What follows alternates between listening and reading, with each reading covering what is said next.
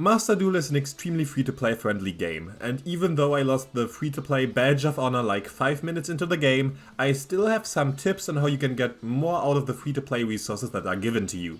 Now, to some of you these might seem extremely obvious, but since Master Duel is attracting such a vast amount of players, some people are surely missing out on these. Now, 3 quick ones to start this off. First of all, do the solo mode. This gives an insane amount of gems.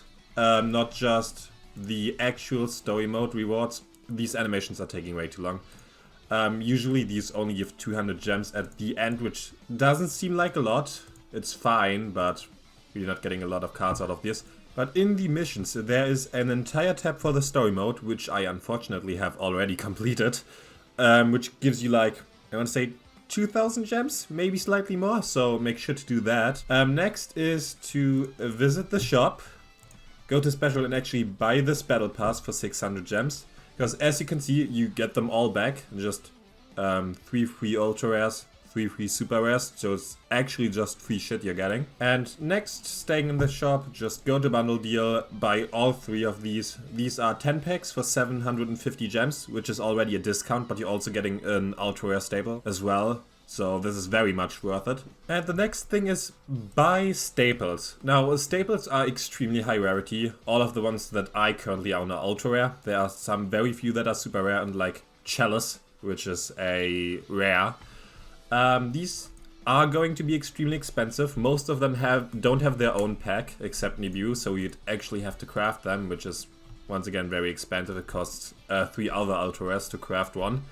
However, the nice thing about these is that they make up a quarter to a third of a lot of fucking decks. So if you buy these staples, you have a third of like 20 other decks that are to come. So contrary to something like Endymion, which has about 5 3-offs of native ultra rares, which you can't use for any other deck, buying staples just gets you way more value out of your gems and crafting points because you can use them over and over again.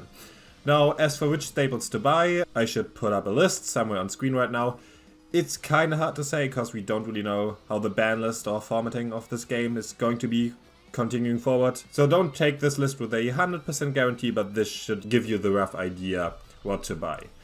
What's really nice about this is, as you can see with, for example, Striker, other than the staples, this deck has only 3 native ultra rares, being the Engages and the Kagari, which you can probably pull out of like 30 Sky Striker packs, and then you just use the staples you already have. Super rares, you should have infinite at this point, so do I. The only real problem is ultra rares. And once again, the staples just fill up enough space of the deck. Now, this isn't an actual Sky Striker list. This is just an example I quickly threw together. Now, the next thing kinda goes hand in hand with the last point, which is think before you buy. Because every time you dismantle your cards to create new ones, you're losing 2 of said rarity. Let's say you want a new ultra rare, you have to give up 2 ultra rares. 3 become 1. So every time you buy a deck, then decide, no, I hate this, dismantle it all and craft a new deck, you're losing like 2/3 of your card pool, which is incredibly inefficient. So sit down, take a look at all the decks, think what you actually want to have and play, and then get it. Now, the next thing might also be extremely obvious, but I missed this before playing Shadowverse and it can actually really help out.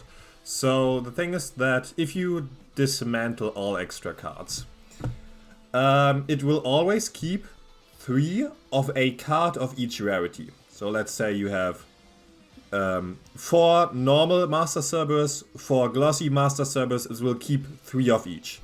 So, if I just quickly dismantle all extra cards, you will see that if I, for example, type Abductor, I will have 4 left, even though I clearly only need 3 Abductor to play, because that's a full playset. So you can either dismantle one of the common options if you like the glossy effect, or if you really don't care about the rarity, you can dismantle the glossy one and get a little more crafting points back.